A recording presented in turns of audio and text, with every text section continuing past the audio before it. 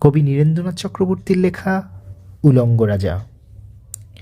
সবাই দেখছে যে রাজা উলঙ্গ, তবুও সবাই হাততালি দিচ্ছে। সবাই চেঁচিয়ে বলছে সাবাস সাবাস। কারো মনে সংস্কার, কারো ভয়, কেউ বা নিজের বুদ্ধি অন্য মানুষের কাছে বন্ধক দিয়েছে।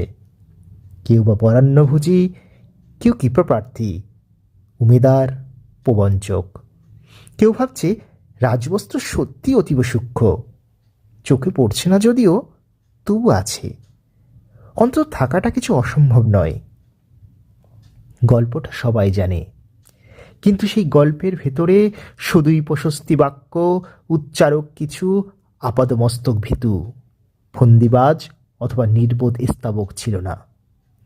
একটি শিশুও ছিল, সত্যবাদী, সরল, সাহসী একটি শিশু। নেমেছে গল্পের রাজা বাস্তবের প্রকাশ্য রাস্তায়। আবার হাততালি উঠছে মুহুর্মুহু, জমে উঠছে স্তাবকবৃন্দের ভিড়। কিন্তু সেই শিশুটিকে আমি ভিড়ের ভিতরে আজ কোথাও দেখছি না। শিশুটি কোথায় গেল? কেউ কি কোথাও তাকে কোনো পাহাড়ের গোপন গুহায় লুকিয়ে রেখেছে? নাকি সে পাথর, ঘাস, মাটি নিয়ে খেলতে খেলতে ঘুমিয়ে পড়েছে কোনো দূর নির্জন নদীর ধারে, কিংবা কোনো প্রান্তরের গাছের ছায়ায়? যাও, তাকে যেমন করেই হোক খুঁজে আনো। সে এসে একবার এই উলঙ্গ রাজার সামনে নির্ভয়ে দাঁড়াক। সে এসে একবার এই হাততালির ঊর্ধ্বে গলা তুলে জিজ্ঞাসা করুক, রাজা, তোর কাপড় কোথায়?